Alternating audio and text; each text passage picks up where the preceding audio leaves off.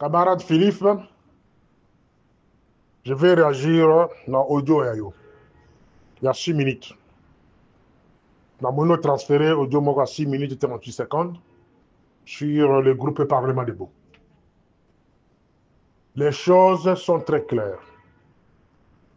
Les Rwandais, ils allaient profiter de la naïveté de la Congolais pour basala au bakosala. C'est à partir de notre naïveté.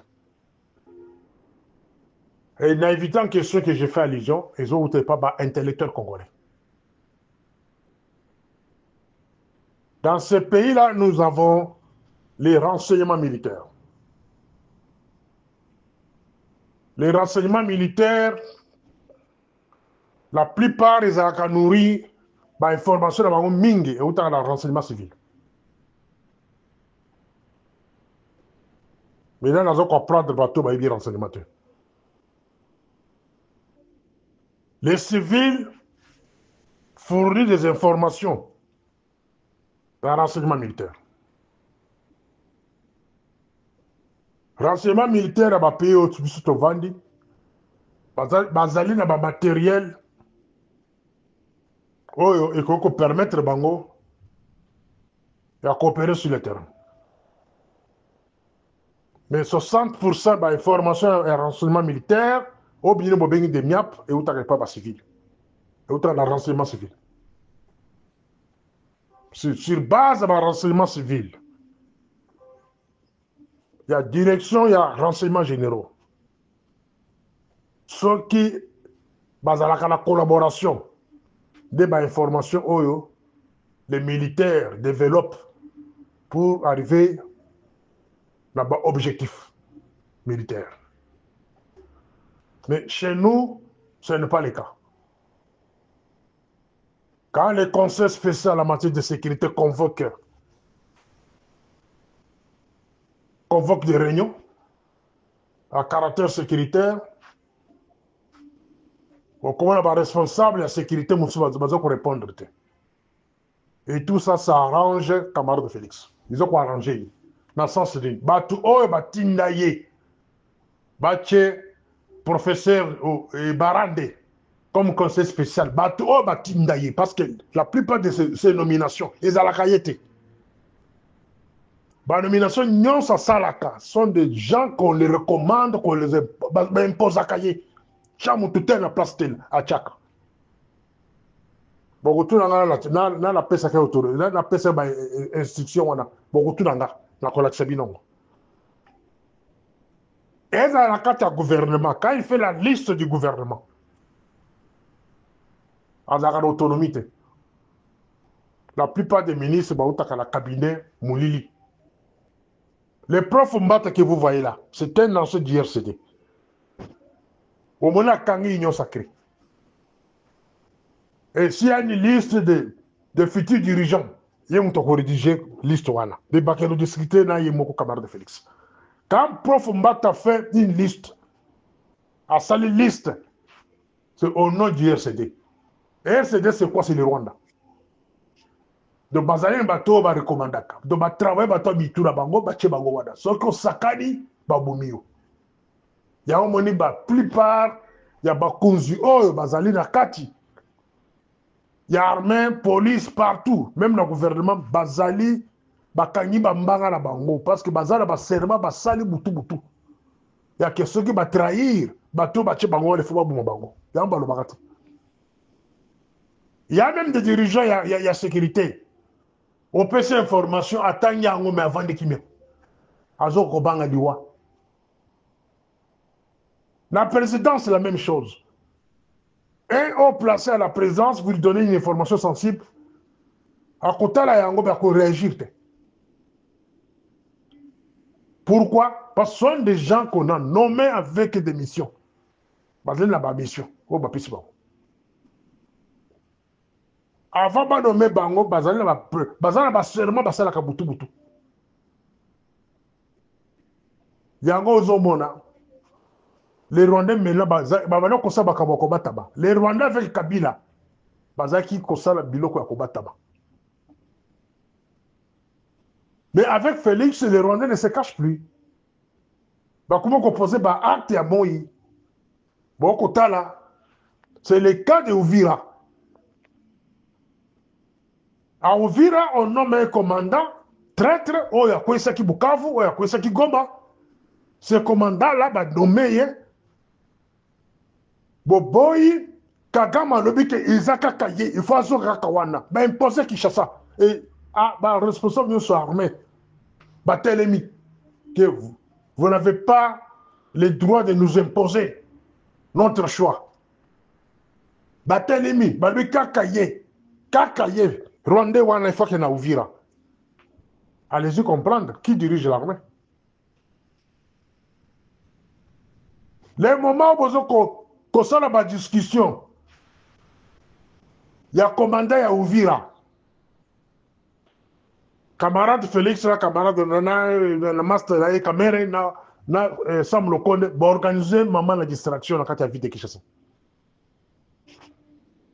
Il y a qui va raté des pétitions dans les hôtels, des policiers. Depuis qu'un policier est dans le député.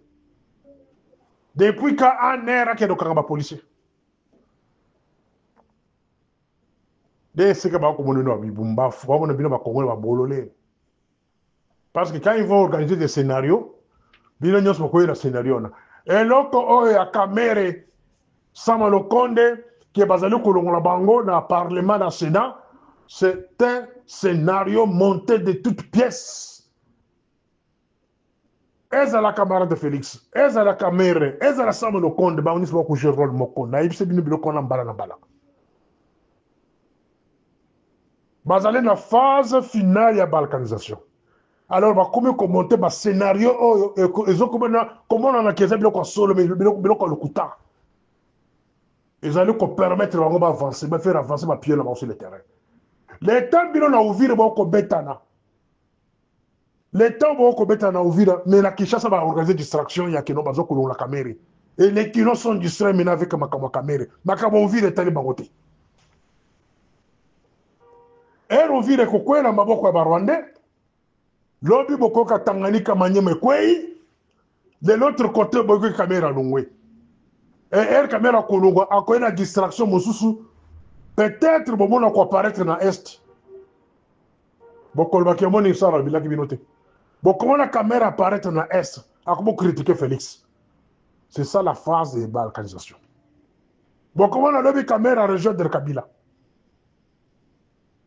Tout le monde a dit que Bassoïli Baligarabamote. Thèse à Bassoïli Baligarabamote, c'est le gouvernement actuel, la présidence de Félix. On va organiser le scénario, on a coloqué Bassoïli Baligarabamote. Et le gouvernement, va s'organiser Bakanga Kakaba, généraux Katangé, les officiers Katangé, hommes politiques Katangé. Ça là consciemment, Bakanga Kabango pour que ba énerver Katangé. Na Baswahili. Donc, Biloko Bango va fabriquer et comme une réalité. Babimista maman moko azokoloba comme maman Marthe, maman est présidente de la République. Na tuna bango pourquoi la maison civile ça l'a démenti ya eloko wana. Voilà pourquoi on peut bango misabeke bango de basaba responsable ya ba machination wana keno ba Swahili ba ligaka bango te. Ba monter biloko wana comme une réalité. Et comment faire comme ça là? Et Kabila na munoko na so le canal ba chaîne internationale azoko répéter ngo que les Swahiliphones ne sont pas les bienvenus au Congo. Et qui a fabriqué ça? La présidence de la République. Ça s'expliquait, hein? Beaucoup tout le monde que la présidence de la République a fabriqué le Landengini. Quand on a imité la voix de la femme, de la maman de camarade de Félix, bon, on a ça là de banquiers, bon, on a ça là comme conférence de presse, bon, il y a une maison civile. Il y a rien.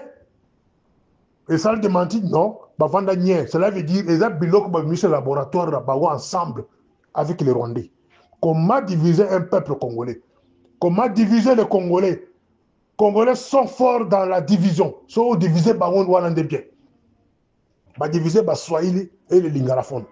Bah réussir sur ce point-là. Donc comme une rivalité pour le moment entre les Kassaïens, les Swahiliphones, Yamakasi.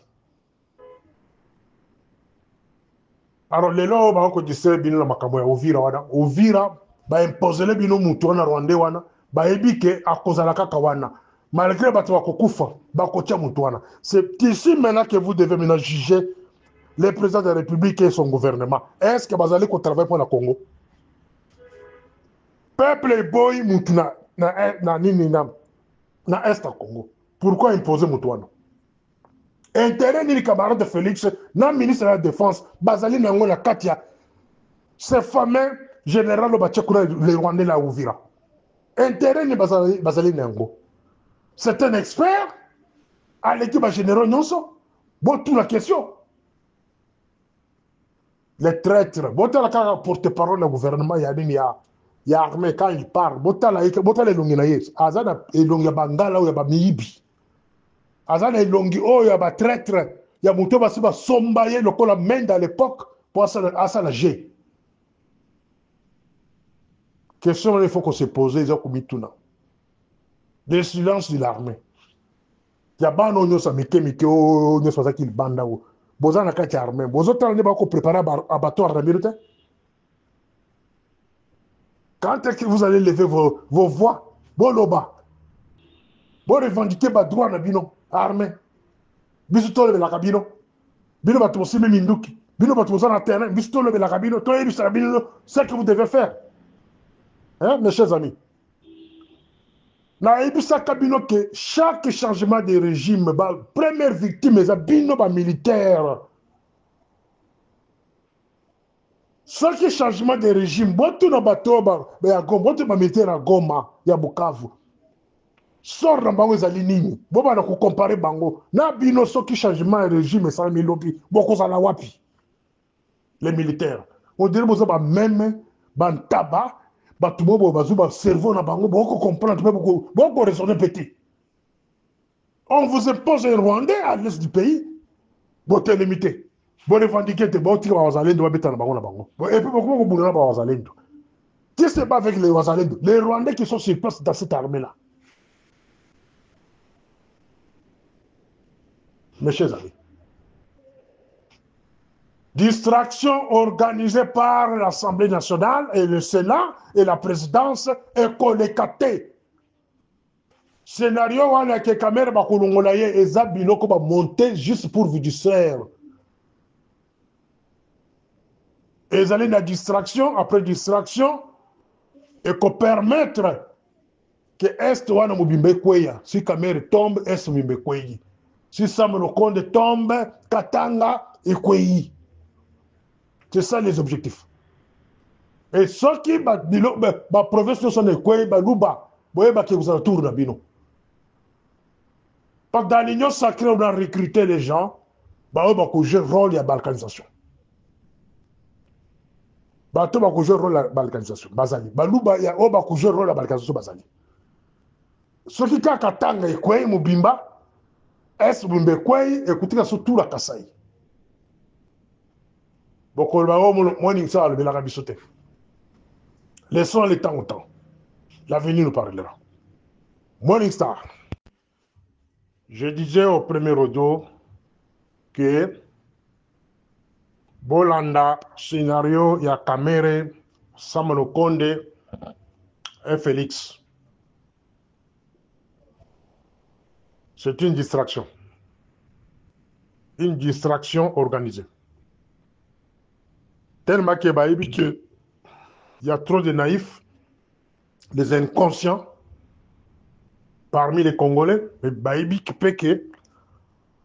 beaucoup de Congolais, Holanda, camarades de Félix Nassima, aveuglement, ceux qui battaient le genre de distraction sur le terrain de Kosimba. Déjà, il y a comme au Kabonabino, tous avez un bateau, Bazakasima Kamere, tous avez un bateau, Bazakasima Samuel Okonde, il y a Félix. Donc, les trois personnes, Yokani va monter scénario en Dényana, va jouer rôle là qui y a quoi qui c'est que baza ko yokanate. Bozo ko landanga bien, le autre dimanche, le 7 septembre 2025. Na quelle église? Na quelle église? La décidé qu'à Natika landa pour le belabino. toza 9h39 eloko oyo bazali kosala na Kinshasa ya ke Kamere balingi balongola ye Sama Lokonde balingi balongola ye au même moment où Vira eza na kati ya moto bon comprendre que c'est un scénario monté de toutes pièces. Ça c'est selon mes investigations internes. Camarade Félix na Kamere bakotikala kokabwana te. Bakotikala kokabwana te. Félix est président de la République grâce à Kamere. COP, il y a Nairobi, c'est Kamere et Madame Nyakero. On n'est pas Pessango, camarade Félix. C'est les Rwandais qui avaient responsabilisé les Kenyans. Il y a Koyamba, Kamere et Félix. Voilà, ils ont dit Katia. Parce que trois des inconscients parmi nous. Air Félix a fait capoter les assises à Genève en 2018. Les assises à Genève, c'est différent. Les différents dans le pouvoir à Félix. Les mêmes gens, les mêmes sponsors, il y a Genève. De Bayakasi Makamere. Et Kagame dans l'Union sacrée, dans l'Union africaine, a joué un autre rôle. Il y a innocent, il y a ignorant, il y a Moutoua et Makambo Kongote. Mais il va responsabiliser Kenya, il y a ma camarade de Félix dans la Kamere. Donc, denga bazawana bazana ba pacte. Oh, ba signant que bakoki ko se trahir te. Et camarade de Félix a meka ko kanga caméra tient en prison. Yemo ko ebi bana batele melaka yi. Pour libérer Kamere.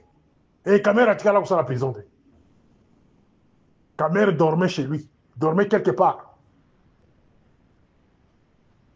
C'était une façon à cause de Pabino Miso pour la mbongo ne bungaka na débit ya pouvoir na bango. Na kangi parenthèse. Vous dire aujourd'hui que Kamere bakabona Félix balimba longolé na parlement ezali lukuta. Ezali biloko ba monter de toutes pièces. Bota la kaka bo comment la karaté yemo ko kotelema akobomelo ko ya Kamere. Parce que Bimisco Libanda, parce que les gens le Kuta, va monter le Kuta. Le Kuta. Sam Lokonde. Sam Lokonde. C'est le produit du PPRD. C'est l'envoyé du PPRD à l'époque. Pour qu'il soit Premier ministre. Sam Lokonde.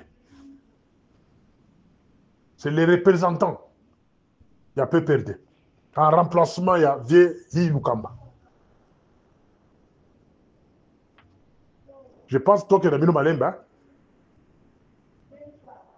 Kabila que vous voyez là, Kabila, malgré tout, il a beaucoup de représentants parmi vous. On a pouvoir, par exemple, les représentants est presque à tous les niveaux. Et ils sont restés d'abord fidèles.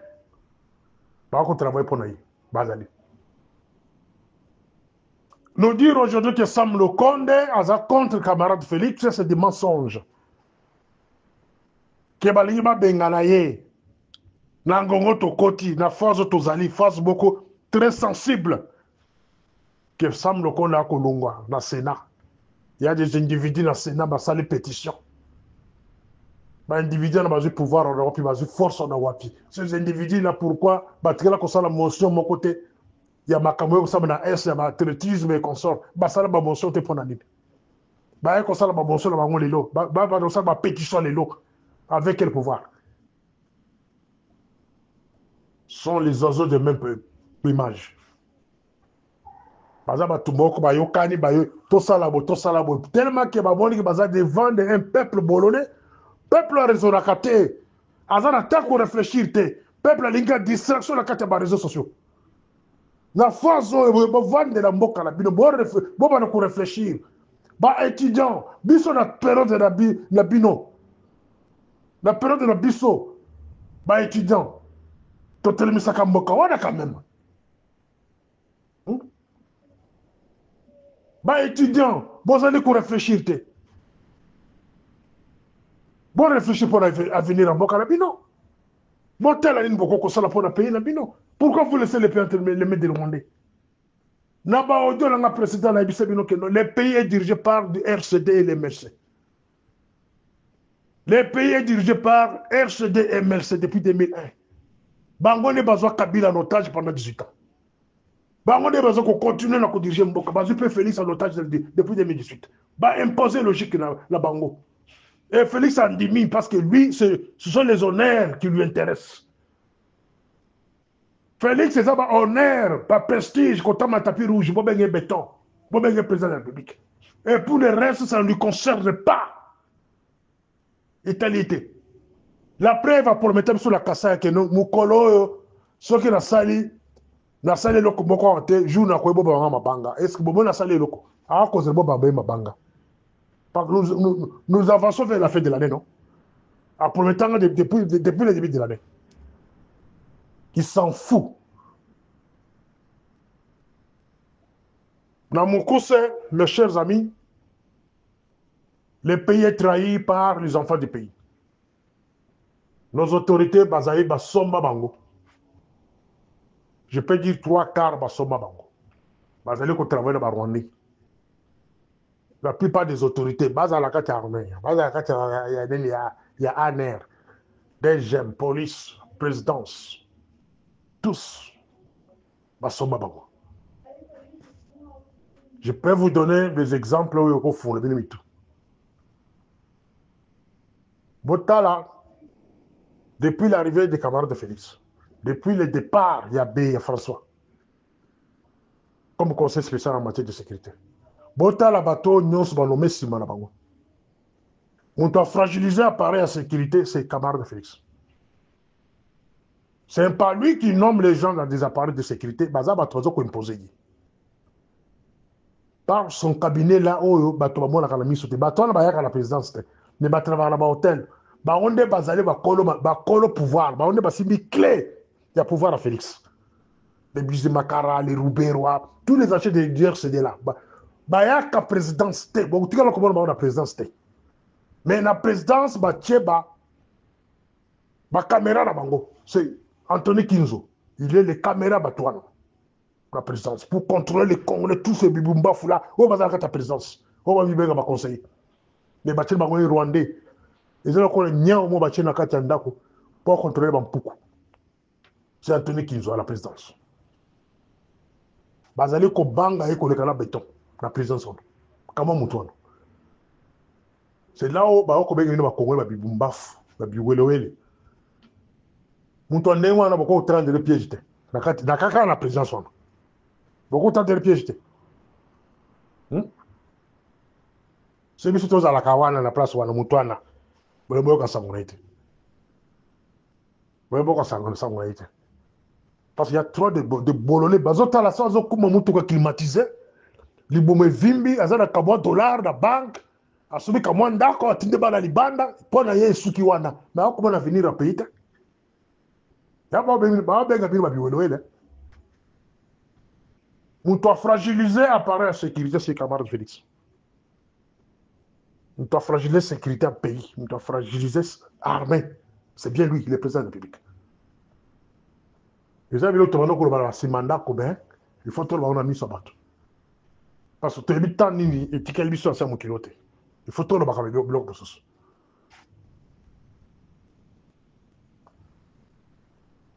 Et d'ici là, je vais vous parler pourquoi. Dans un courage à pouvoir dans les réseaux sociaux. Donc, on peut suivre la raison pourquoi. Et qu'est-ce qui m'a motivé dans les réseaux sociaux? Donc, on le met non. D'ici là, et vous serez surpris. Et choqué même. Le pouvoir à camarade Félix, c'est de bénéficier de l'augmentation. On n'a rien bénéficié. De bénéficier de l'augmentation. Quels que soient les efforts qu'on a fournis de l'autre côté. Mais ils ne peuvent même pas nous approcher parce que Baïbi, pourquoi. Mais moi, j'ai leur secret. Hein. Il y a ma casse. Bah, quand jamais qu'on approcher Bissote. Baïbi pour avoir combat Bissot. On doit fragiliser la sécurité armée chez camarade Félix. Beaucoup de pour nous. Comment? Et bon, il y a un appareil, il y a sécurité. Bon, il y a un appareil, il y a défense. Batuli Nazokocha. Voilà le premier signe. Et les bossons qu'on a qui c'est que c'est bien lui qui fragilise la sécurité et la défense. Bagounaye, pendant qu'on a qui c'est qu'à travailler les toutis du RCD, Bagounaye et Zalakabatuti. Cela veut dire azali qu'on respecte l'engagement à salir dans M23 en coulisses. Et le Bayaka la Kishasa. Engagement à M23 Zalaki vous ne pouvez pas nommer Batuna Bango en dehors de l'Est à Congo. Ça est dans les accords. Donc, il faut que bien. Engagement fait par camarade Félix na M23 et Lobinini. Bah, officier tout, il y a RCD, il y a M23, CNDP. Encore qui jamais qu'on nomme Bango en dehors, il y a Est à Congo. C'est le cas d'Ouvira. C'est le cas d'Ouvira. L'officier là va imposer yé. Zwangi Kakawana. Bon, matabo qui te boko kufa. Mais Ouvira, les Amboka Nabino, Bana Ouvira, le Congo entier derrière vous. S'il faut rester des martyrs, nous sommes prêts. Mais bon, c'est d'été. Voilà que ça camarade Félix là, Batoudaï Wana Kino, Bisson Boko des abyssos. Ne cédez pas. Parce que ce qui ouvre quoi, c'est Maniema, c'est Tanganyika, vert. Mais n'a pas encore, n'a pas encore, Yokana. Bah, qui jamais qu'on nomme quelqu'un du RCD, CNDP, M23, en dehors, il y a ma professeur. Voilà, n'est-ce bien. Bon, t'as l'armée. Depuis qu'il est là comme président de la République, il a commencé par nommer Kabanda Gilbert, produit pire du AFDEL, produit pire du RCD, comme ministre de la Défense. Qu'est-ce que vous espérez dans la nomination de l'appareil de défense nationale? Bakir la riche, Bakir la mission secrète, mais Kabanda passe à la télé pour s'expliquer. Les Américains peuvent balandi, les Européens balandi, ministre de la Défense na russe, à quel âge vous connaissez la russe? Vous comprenez, hein? Nous devons fragiliser l'appareil de sécurité. Alongole yewana, alongole Kabanda, eko chambemba, qui est Mbemba? Produit pire de l'Ouganda, MSC. Bato bazar bindu pour le Congo congolais. Beaucoup espérer ni Nambemba. Il y avait que des naïfs. Oh, Igwe. A consiste bitumba. Assis ça quand Sumbemba, combien de localités qu'on y a dans Bokon. Alors, on Mbemba, avec au Tchad. Avec au Tchad, vite. Un autre faible produit EAC. Moutoua ça là que Congo est côté de EAC. Moi, j'invite. C'est parmi ces individus-là. Comme récompense, Bachewana. EAC. Moi, j'invite. Quelqu'un qui ne connaît absolument rien de l'armée. Bachewana, il faut pas le. Il faut mettre les faibles dans des postes clés pour arriver à les manipuler. Voilà la stratégie rwandaise. Et tout ça, ça tombe sur la tête de qui? Camarade Félix. C'est lui qui fragilise l'armée. Vous voyez qu'il y a un air. Kalata, bon, comment on a nommé, il va nommer M. Laner, un son chauffeur là. moto azo remplacer Justin Izulu kala te mikolo kaka donc sa première mission qu'on a donnée, c'est fragiliser la sécurité et la défense. Une fois la sécurité et la défense est fragile, et les Rwandais peuvent maintenant kolika na banzela na bango facilement accomplir mission na bango bayela ki na Congo wana. Ya kobanaliser le Congo ko kabola Congo. So ba kabuli Congo, c'est-à-dire maîtriser d'abord les Congolais qui sont considérés quelque part des bibumbafu, donc ba kabuli bino après ko kabula bino. Et puis bango ba côté na kati ba commencer kobomba bino. C'est ça mission Rwandais. Tellement que vous êtes ensemble, d'être dans 11 provinces, tous qui très fort avec le maréchal Mobutu. Bah moni que d'être qui fort qu'est-ce qu'il faut d'abord, il faut qu'on divise bango. Bah tiens Roubert pendant 11 ans la ministère de la décentralisation. Roubert a eu à Kabouli bino de 11 provinces à 26 provinces. Déjà vous commis fragile. Roubert n'a jamais quitté le Congo. Roubert n'a jamais cessé de travailler. Batindi Moutoura Bango qui a vomi ministère de la décentralisation. Mais Azur, secrétariat général et ministère de la décentralisation, à côté de ça, on a le ministère des Affaires intérieures. C'est Jacques Chabani qui gère ça. Et Roubert a quelque chose dans le cabinet nocturne, cabinet bis. C'est lui qui fait la loi, la Katamouli. Roubert. Beaucoup de dans le Bénin communautaire. La migration. Malgré la tentative, soi-disant, coup d'État à Lukuta, et Salmi Nambokawana, il y a Christian Mananga comme ça, Baboumina ba innocent. Est-ce que Balungula Kachantal, Roland, la migration? Non. Balungula était. Pourquoi? Parce qu'il est dans le système. Il est dans le système. Est-ce qu'il mérite d'être le DG de la DGM? Non.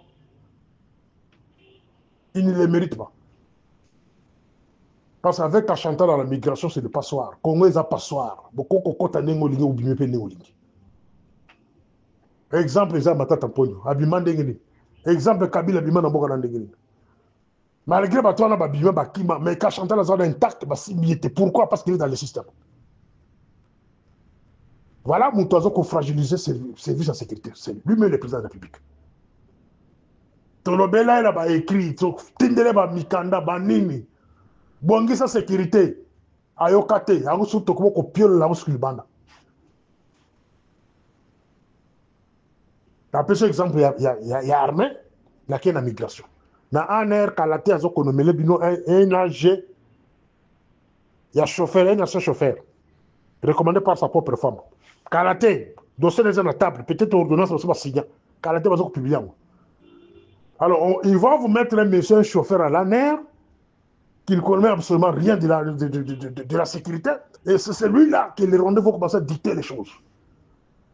Quand identifier ma source clé, il y a renseignement à travers les pays, il faut éliminer bango moko. Bato ANR bayo kangabia siko.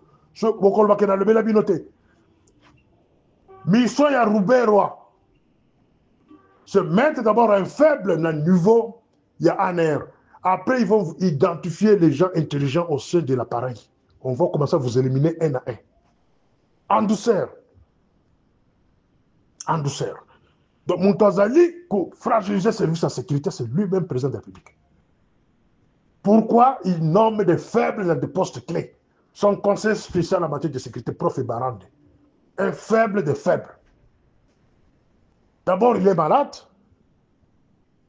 Il est malade, ben quand il vient à Tundu, à Tundu, nous sommes dans le bureau de Bagozani. Tant que nous sommes pas, via Tundu. Moussali, nous sommes dans le bureau de expert. Ok, nous sommes dans le bureau de sentir en peut-être. Donc, on s'en dit en peut-être. Conseil spécial, Azana a orientation de mon côté. Il n'a pas de désorientation. Service union, c'est comme indépendant. Service de sécurité comme indépendant.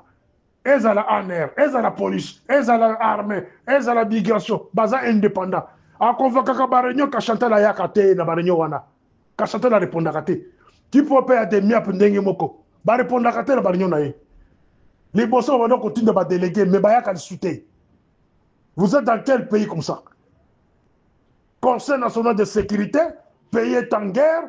Les conseils spéciaux convoquent une réunion de crise, mais Batubaya Kate. Ils ont quoi arranger mon camarade Félix Nabatounaï. Il faudra avoir un conseil spécial faible qui n'a pas l'autorité sur la sécurité du pays. Des bateaux, balinga qui va. Bref, la personne qui fragilise la sécurité du pays, c'est lui-même le président de la République. En commençant par son cabinet. Au Kiti, appareil de sécurité dans le maï, par terre, passoire. Et tout le monde commence à se réserver. Bateau, baza la carte de sécurité, baza qu'on se réserve. Baza la information, baza qu'on tous allez la preuve. Hein? Ils ont des informations clés. Mais parce que ça va la source. Mouton qu'on peut cette information va au bah traître. Baza la carte de sécurité. Bon, on a le troisième module. Le lot, là, la Mokilibino. Morning Star. Oui, ça, je suis au quatrième module. Quatrième module, là, on a la Mokuse. Là, on a la Mokuse, là, on a la Mingi sur la doublure. La troisième, là, on a la doublure. Il y a que non, Wazalendo va doubler bango. Il y a des faux Wazalendo doublés par Kagame. Bah, oyo, bazali ko appliquer politique à Israël na niveau ya Est au Congo. Ya koboma kaka bandeko na bandeko. C'est-à-dire bango na bango bazo miboma. Parce que bao tchao na mutu ya FARDC, bao tchao na mutu ya le vrai Wazalendo. Ki bango nde ba koboma bato. Même politique a été utilisée avant Baboma Peter Chirumwami. Personnel.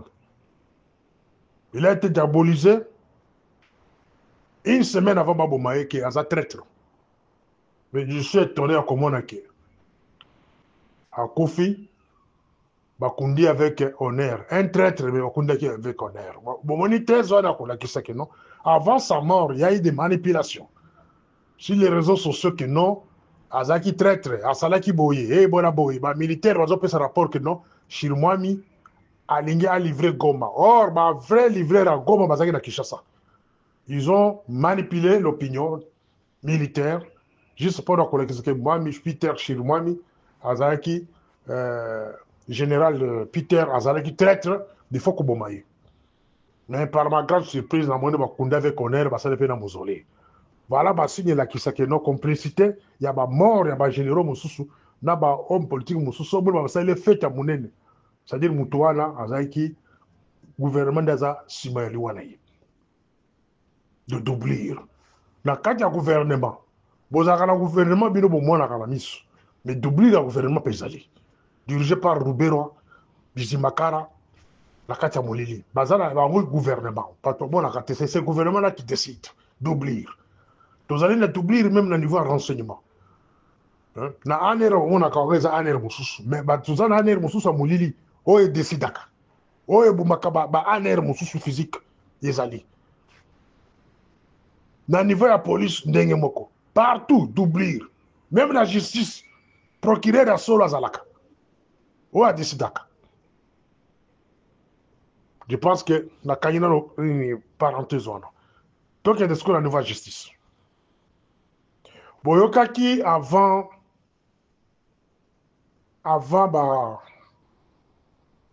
Forum Metabombeki dans l'Afrique du Sud, du 3 au 6, et c'est là qu'il lobby. Opposant à Congo, lobby, qui est Pekisi Bango, boyele bango visa en Afrique du Sud. Pour la Baya Awa.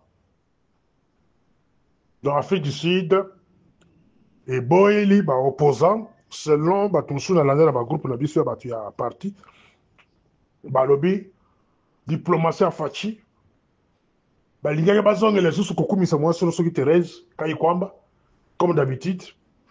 Ça les publicités comme d'habitude que non, à la diplomatie à Makassi, persuader Ramaphosa pour que Bapesa, opposant, visater, parce que nous compléter l'Afrique du Sud. Dans ces cas qui. Ton raisonner non. Si réellement l'Afrique du Sud, et plutôt la justice congolaise, ils ont qui à solo, au babingo du Torah militaire, si réellement bazali qui présente justice à solo, si réellement procès ya Kabila ezaki procès à solo, bandeko bolanda ba question na kotuna bino wana de ko faire raisonner bino au lieu basala Aden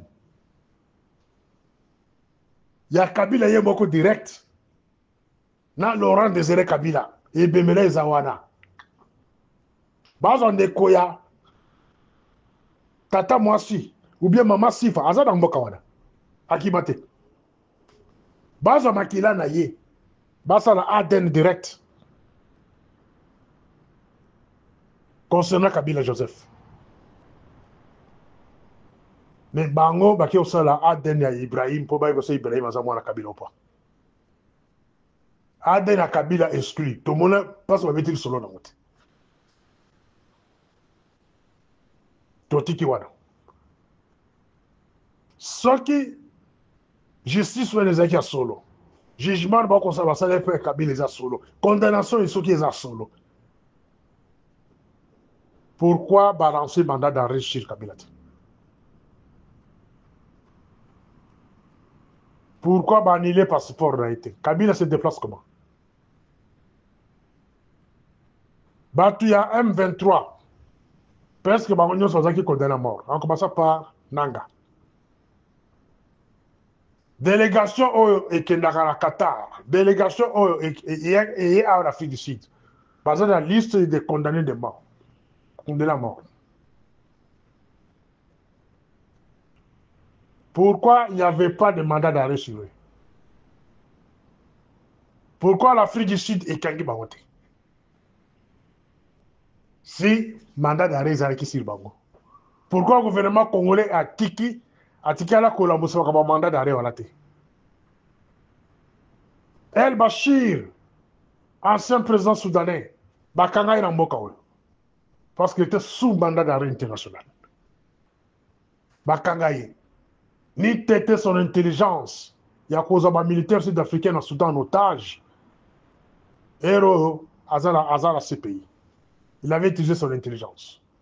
Mais les rebelles sont arrivés dans ce pays. Sous mandat d'arrêt, mandat de mort.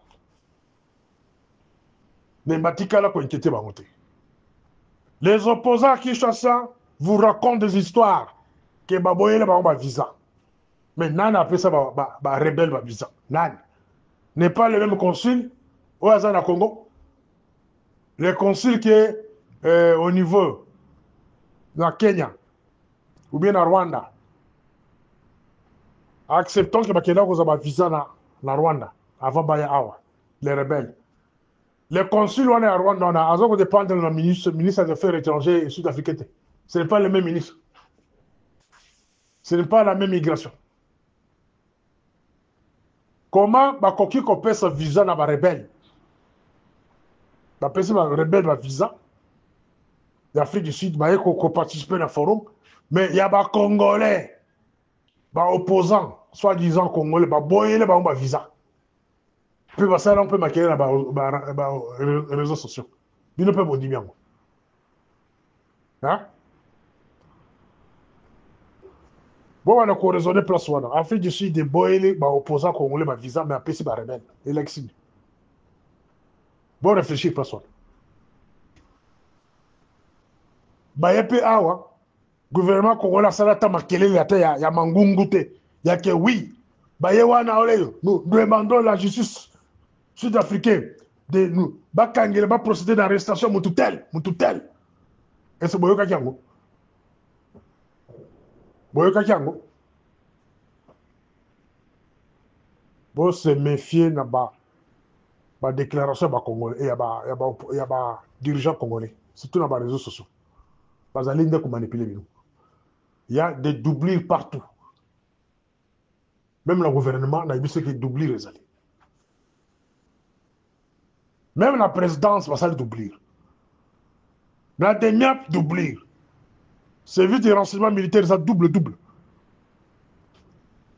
Et ça, service militaire, comme on a bataillé, général Makongo, Moni Yewana, mais Makongo, Moussoussou, ya Kacha Mouli d'Azali, on a décidé sur les renseignements militaires, Azali. Bakotan Abino, Justin Izoun comme AGANR, mais patron na yepe azali ya ANR yebana déjà muta commanda ka service à sécurité na Congo c'est Bizi Makara na Edi Garambe sont considérés comme les consultants bango nde bazwa ba rapport na bino nyonso ya sécurité batanga ka ba rapport na bino ça je parle aux gens de l'ANR ils lisent vos rapports même ba ordre de mission beaucoup qui jamais kubima libana sans que ba contrôler bino ces gens-là c'est le lotique là où il y a RCD naza contre bango te mais naza contre influence na bango en vertu de quoi badirigaka mboka wana de eloko na ngana yeba depuis 97 depuis babengana Mobutu ces gens-là bazwi au-dessus ya bakongolais na tunaka botekela bango mboka yango bien nino juste parce que la sécurité à pays est dirigée par ces gens-là que je parle tous les jours vous les Congolais vous vendez kimia botele bakate pourquoi bokakamaka na koma chilombo bato baza kodirige chilombo bango wana azotanga si ces gens-là tombent et vous ne parlerez jamais de chilombo dans ce pays-là parce que bango nde baza kodirige Congo faut pas bana koraisonner bana funa mito mino comprendre hein mes chers amis sécurité à pays ils ont doublé il a doublé. Dizi Makara a vendu dans l'hôtel Rotana. À l'époque, je ne sais pas si il a déjà déplacé. Mais depuis l'arrivée de Félix au pouvoir, il a vendu dans l'hôtel Rotana. Il a fait $500 suite à vendre de la Kanasimawana. $500 par jour. Dizi Makara. Le patron de l'ANR, le patron de la DIMIAP. C'est celui-là. Et puis, Babal, la famille Tshisekedi. Les qui a Bizi Makara, moi, il y a Gizaro. Je ne sais pas si je me suis trompé. Entre Gizaro ou bien Bizi Makara, moi, je suis les qui a Mouninga. Mais Gizaro a bali na famille à Tshisekedi, a bali cousine à Tshisekedi. Chantal. Wazaiki assistante ya nini ya Bisenyemana. Bota la batana ne bazar Gizé, ba côté la famille Tshisekedi président la Missisa. Gizaro bala mwana leka ya papa était Tshisekedi. De babenge bon frère na famille wana. Siko Bizi Makara ake ko bala leki ya Gizaro Kaju.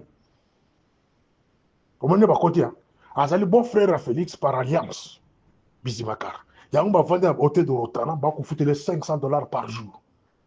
Avant ko foutre la nako avant un hôtel, comprendre qu'il est dans un pays de Bibombaf, ils vont payer cet argent-là, et puis bah, diriger Banco. Tout le monde obéit ces messieurs-là. Parce qu'on obéit, il a la protection de la présidence de la République. Bah, dossier de millions de il y a un air de miap et qui n'a pas la banque.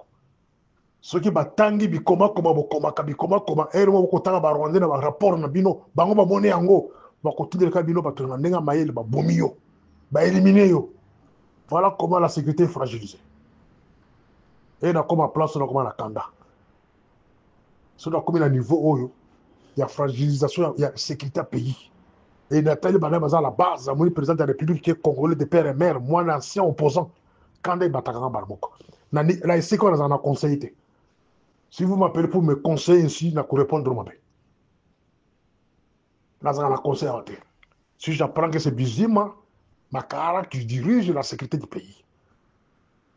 Le vieux Honoré Ngwanda a dénoncé le quoi plusieurs fois Bino Boyokate. Et je suis revenu sur ça depuis 2019. Les patrons de la sécurité. Bato basala bien pas que Mbelu ni plutôt nano comment on Beya ba bengere na mboka wana. Ce sont ces gens-là. Lui a la chance batikaye. Dernièrement ba kosibino ke bisele le bakangié, bisele le balongolé na nini tout ça. Lukuta bazali longo bando ko préparer. C'était pour motiver makambo ya Beya. Oh, Beya ba la veille à sur le problème de la justice. Mais dans audio koya na kolaksimino makambo ya bisele le before c'est kazali. C'est ce qu'il fait aujourd'hui. Doubler. Vous comprenez hein? Makambo doubler. Donc le gouvernement ils a doublé, c'est juste la sécurité doublée, makambo doublé. Donc, qui fragilise maintenant l'institution pays. Camarade Félix, débarrasse-toi d'Abatouana. Débarrasse-toi d'Abarwandi. Malgré Bobalana, Bozali na ba relation amoureuse, mais débarrasse-toi d'Abatouana. Avant qu'il soit trop tard. Parce qu'elle te côté les mains, elle te tomboka. Tu peux épargner Moutouté. Oh, nous savons que nous avons des Namboka wana. Et qu'il y a ba affaire à Congo. Tu kobala ebino nyonso. Mao e kozalate. Attention, Bokimi Banda. Débarrasse-toi de Batouana. Batouana, Basalibiso, Babé Mingi. Ils ont tué plus de 15 millions. Babomi plus de 15 millions de Congolais. Ama Batouana va coller là. Dans le monde spirituel, Biso Tokoyoka. Bazali conseil dans la Biso Tobele la Toloba. Bazali Kopes Bino, mise en garde. Débarrasse-toi de Batouana. Vous ne pouvez pas laisser Bizimakara diriger la sécurité du pays. Vous ne pouvez pas laisser Rouberwa commander la politique du pays et la défense du pays. Rouberwa, caché quelque part dans un cabinet parallèle, ou un consultant. On est basé comme manipuler le peuple congolais, basé comme manipuler l'armée, sécurité partout. Batouana. Et puis, on y est bien. Débarrasse-toi de Batouana. Bouma ba cabinet wana. C'est la base où nous allons vivre. Avant que nous attaquions Wazalendo, nous devons attaquer Boy. Base des cabinets bis wana, Bouma cabinet wana. Je pense que tu as les journaux. Merci. Morning Star. Ici, au troisième audio, on a rectifié Babiloko Ebele. Par rapport à l'audio à Bosso, na ya Mibale.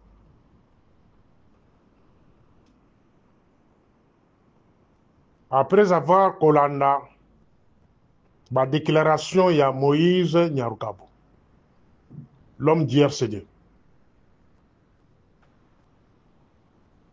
Eux, ils ont pouvoir à Congo en otage. Moïse Nyarukabo, proche de Roubero. Malgré Roubero, à la Kinshasa, il y a un consultant. Là, il y a un consultant, il y a pouvoir actuel.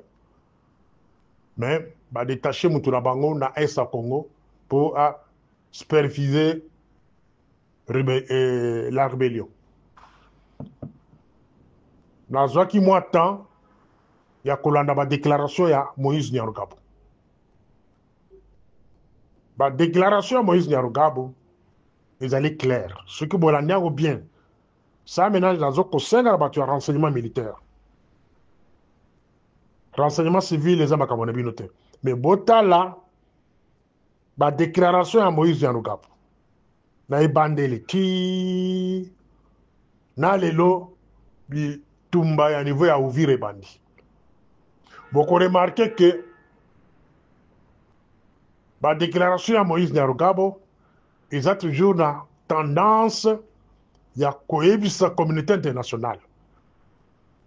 Ya kolakisa ba Congolais que non la race babengi banyamulenge, les tuti mulenge bazali marginalisés, bazali massacrés. Alors les risques, il y a que bon mona massacre na Est à Congo. Bango moko ba massacrer bandeko na bango les Moulenge soi-disant pour justifier prise ya Bukavu, Goma, Libela et comme ya bango ba annexé en Rwanda. Bon ça l'attention. Politique que le Rwanda applique au Congo, c'est la politique tuerie d'Israël. Bon, comme on a les mêmes conseils israélites au bazar de Rwanda, ce sont les mêmes conseils au bazar de l'Est au Congo, ce sont les mêmes conseils au bazar de la présidence de la République du Congo. Donc, politique que Israël utilise dans le Moyen-Orient, des politiques au Kagame n'a Museveni utilisé dans le Congo. Donc, on peut se bien trois exemples. Pour que Israël envahisse Gaza, Palestine, Israël a créé un faux Hamas d'Aïmoko. Un résistant Hamas d'Aïmoko. a créé bango sous forme nako comparer bato wana kolokola ba wazalendo. Rwanda azali pe na ba faux wazalendo na ina sur le terrain. Wana nako yebisa bato Uvira bochana mituna bino boye bango bien. Il y a des vrais wazalendo, il y a aussi des faux wazalendo. Oyo Rwanda za ko manipuler. Dès que Israël est le Salaka le 27 octobre 2023 a créé un faux Hamas, a attaqué Israël, a boumisi les Israélites. Cela veut dire politique à Batouane et Alakandengin, va sacrifier à Kabatouna Bango. S'ils veulent faire quelque chose de mal, ou que ça le touché mon kilmobimba, va sacrifier à Kabatouna Bango Moko. Donc Bazalina, politique à Makila. Ça, c'est Israël. A sacrifié Batou나 Bango. Plus de 1200 personnes. Et bah, il va dire que sacrifier 1200 wana. Et il va côté ce qu'on a Gaza. Comment on s'en va ça dans les lots qui nous vont dans ce n'est pas différent d'un génocide à Rwanda. Le génocide à Rwanda a été organisé par Museveni et Kagame. Bah, bêta avion, il y a Abiy Hermana. Moukil Moubimbe, il y a bien Kagame, et Museveni, bah, bêta ka avion Abiy Hermana. Bah, bêta avion, et bango moko ne ba kota sikoyo. Comme ils avaient la possibilité, il y a massacrer les bandes de sur le terrain. Ils ont massacré les Tutsis. Oyo, bah, ba français la majorité. Bah, massacrer bango sérieusement. Bah, bouma bango sérieusement. Au nom de l'armée de Abiy Hermana. Quand bien même l'armée Abiy Hermana, quelques-uns participent à la massacre wana, mais la plupart wana kuluka moye ko kima. Bazaki sous la terre ko bundate. Mais bateau ba no ko bunda ba ils ba utaka Uganda. Les rebelles ba utaka Uganda dirigés par Kagame. Na James Kabarebe de bango ba massacre ba de ko bango. La plupart. Et massacre wana et permettant que l'armée il y a Kagame, bazwa sympathie, il y a bon entier. Il y a Keba Tutsi, bazaki massacré. Même politique avec Israël, même politique avec Kagame. Même politique avec RCD, Babani Bitumana Bango. Ils se massacrent entre eux pour tuer la sympathie au monde entier, à la grande puissance que nous bazali massacrer. C'est ça la politique du Rwanda au Congo, même na Uvira aujourd'hui. Na Uvira, selon les renseignements, ils ont créé un groupe de Wazalendo, il y a côté na Bango. Il y a un faux groupe, il y a Wazalendo créé par Kagame. Un faux groupe. Dans le groupe, les amis Bali. Dans un groupe, il y a Wazalendo, il y a solo, ils ont collaboré dans le gouvernement, mais ils ont un groupe Moussous, qui reste sur le terrain, ils ont massacré ce que Tutsi. Ce groupe-là est manipulé par le M23 et manipulé par le Rwanda. Et Batouana, Bazali, Koboma, Batouti, Moussousso, Babengi, Moulenge sur le terrain. Donc, copier politique à Israël, ou avant ça, Hamas dans Gaza. Et aujourd'hui, Israël a la possibilité à Kozwa, Gaza Mobimba, Palestine, et Moutoumouta Kolobelango. Pourquoi? J'ai eu occasion à Kosala Makamwana. Sur base de la politique de la Baba Mabé. Donc, bon, faut qu'on la mise. Bon, faut qu'on la mise. So, bon, faut qu'on la mise, on beaucoup regretter.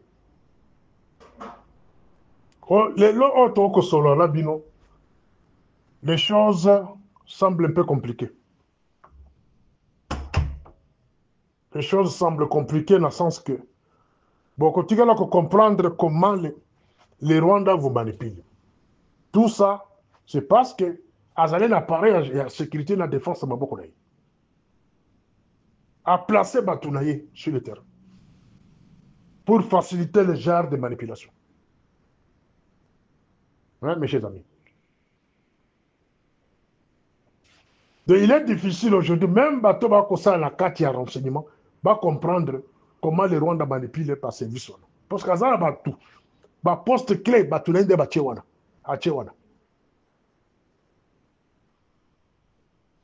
La direction, le département de la sécurité interne. Département de la sécurité interne. Oh, bah, tiens, un certain cas là. Bah, renseignement, oh, takakuna. La direction hollandaise, des MIAP, il faut utiliser. Est-ce que des MIAP est au courant que non, il y a la doublure de Ouazalendo sur le terrain? Est-ce que vous êtes au courant? Et si vous êtes déjà au courant, je pense que vous êtes déjà au courant, qu'il y a doublure, il y a Ouazalendo sur le terrain. Pour qu'ils ne massacrer les Tutsis. Innocent Tutsis. Oh, Bengi, Banyamulenge. Et Batba Kosala Biloko wana izaba, oh, bazali na ba arme na maboko. Les rebelles. C'est pour maintenant, comme on a niveau à Koloba, que non, voilà, tozu Est au Congo. Tobotole yango, tozo ko défendre bango. Il n'y a pas longtemps, bon, qui patron, il y a HCR, à Yena Mokana. Qu'il ne faut pas politiser les retours des réfugiés. À s'aligner là, la revendication à Kagame na Museveni, il faut que les Rwandais bazonga na Mokana soient disant réfugiés. C'est la même chose, comme on a lobby, Women Watch, il y a droit de l'homme, côté le lobby, bakino, wazalendo baza massacré. Plutôt Banyamulenge baza massacré. Alors, il faut qu'il y ait un référendum pour que côté nous soit là, Bukavu nous soit Goma, tout, Uvira, et qu'il y ait la Rwanda. Comme autonome. Nous tendons vers ça. Alors, bino tu y a renseignement militaire, na tongo alelo, bon, se pencher sur ces renseignements, bon, téléma. Bon, téléma. Ce que vous télémite, cela veut dire que vous avez des complices, vous avez est et kende. Est et zoko kende, sous prétexte que vous allez vous Banyamulenge na terrain. Or, Banyamulenge, vous presque na poste que l'Union sont beaucoup. Banyamulenge, bazali na poste clé. Ata oyo bazoko tinda lelo ce que général Gezita, ce qui nani. Oyo Banyamulenge baboyi na est au Congo. C'est Azan Banyamulenge. Les problèmes, c'est la communication. La communication n'est pas bonne. Communication au gouvernement, la population, ils allaient mal. Communication, la bino, parfois, vous allez s'imposer, vous allez ça la biloko, na bakasi. Vous allez ça la biloko, donc vous allez se préparer dans le ya bato, vous allez s'imposer devant la population. Communication, la bino, la population, c'est bien. Armée, elle dit qu'on communique la communication, la population. Je pense que c'est le place. Bon, sa façon de se communiquer na bato. Ceux qui veulent communication, il faut que il y a certaines histoires, il faudrait qu'on ait comment communiquer la population. On se rend compte que Rwanda a doublé les Bazalendo sur le terrain pour pas massacrer Banyamulenge. Et objectif, c'est de la Est Mobimba, dans ce sens-là. Même politique qu'Israël a utilisé la Gaza. Ce qui manque l'armée, c'est la communication. Vous n'avez pas la technique à communiquer dans la population. Je pense que on a la 4e audio. Nous avons renseignement sur la DEMIAP. Nani azali ko dirige DEMIAP. On a la 4e audio. Morning Star. Lobi nasalaki audio. Nalobaki ndenge nini Félix aza koloba aza na problème na Kagame. Basali même justice na bango ya bango kuna na Congo balobi bazo condamné Kanambe azaki infiltré a usurpa identité. A puis mboka na biso abomi ba Congolais a détruit ba Congolais aza Congolais te. Boza kotelemela nanga o aza na connivence na M23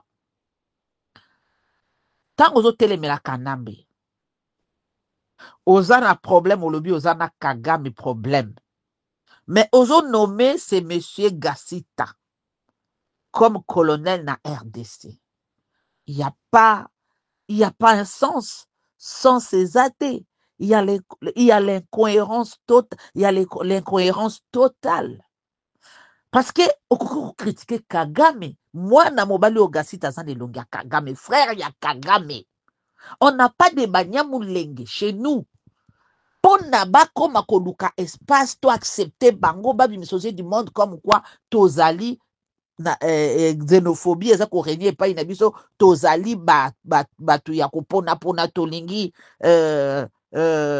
komona bilongi na bango wana ya barwandais te toza kojuge bango na bamorphologie na bafacette na bango donc lokola baza koluka basala espace epai na biso il faut babimisa biso ke epai na biso xénophobe ezali tolingi bango te me bokoki kozala te na pays d'accueil lokola biso toza na bamboka oyo toza tozwela bato baminduki je ne pense pas ke tokoki kolonga bango mokili eyebi monde eyebi oyo nyonso bazokoloba banyamulenge histoire ya Congo ezali même américain eyebi histoire na biso koleka biso bayebi ke bato wana identité wana ezali nango ya solo te bato wana bato bakrea bango eza bango complot wana ezali complot faux débat seulement po baokipe biso toza babantu tolinga basi masanga komela na misolo tolinga richesse tolinga na biso mboka na biso te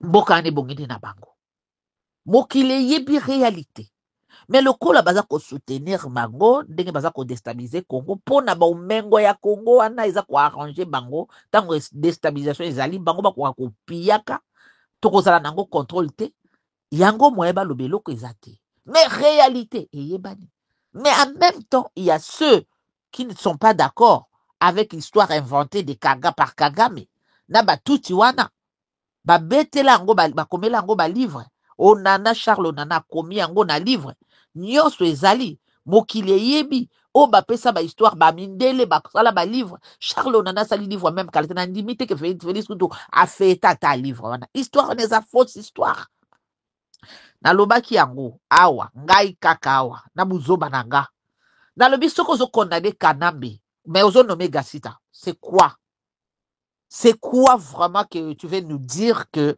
oza kosala eloko ya bien Gassita nde solution mpona Uvira ntango Kanambe avandi kuna aza na alaise aza kopavane na kote ya Goma na Bukavu onomele biso Gassita po Uvira etombe bakata yango nyonso ekoma na konta nanga na Kanambe olobi na biso eke oza na problème na Rwanda na Kanambe mais onome Gassita mais Gassita wana mutu affaire tombe Bukavu oyo eza na maboko ya nanga na Kanambe lelo oza na besoin lisusu onome na est-ce likambo tozoloba oyo Bukavu ekweya likolo ya Gassita Félix aza kaka koignore ndenge aignora quand même salaire na ye aza koignore ndenge aignora l'autre fois bana balalaka so na Beni na mairie ya Beni na libanda ya mike bana baseta batia bango na boloko ya ignoraka kaka aza koignore ke Mugiza azalaki bourgmestre na Minembwe Gurube wachaki ye azali kaka ignore asuspendaki décret wana lelo suite ya Minembwe ezalaka nini elobaka makasu te ebiso mpe toloba yango susu te est-ce que nazali koloba lobi nakosaki lelo awa papa na biso awa nani Kerwin Maizo azoloba nini Félix na Kanambe na nanga po nanga nde Kanambe nde mukolo nanga Félix na Kanambe baosala bino théâtre comédie eza aventure Félix alobi bino bo régner koto kuna nga na régner koto na Kinshasa baza na problème te Félix naza koloba lobi posa na ye azali kaka azala président ata ya coin wana ya kote ya Kinshasa na bojo na nga na tongo lobi aza na besoin azalaka ya président ata kote ya Kinshasa bango barégner kuna ana tina te donc il faut respecter dilo wana asinya yango soki Félix azali korespecte Congo mpe bacongolais nde baboma ye nde baboma nze Laurent Désiré Kabila Félix atondi na barwandais na présidence baconseiller na ye barwandais mwasi na ye rwandaise soki azalaki contre bango nde baboma ye babomaka ye te mpo na nini atunaka bino na bojo nanga parce qu'il est avec eux ils sont ensemble. Félix mutu yako bomba yako telemela yako bengana botika mutamba wana botia ya côté botelema massivement ndenge botelema pona mutamba bosala ba nuit blanche bolala na belle étoile pona mutamba bolala na libanda pona Félix botelemela ye ndenge abimaka bimasusu te congolais wa muta pasi oza zoba bapesa au cerveau mais kabosh na wana eza na eloko te mawa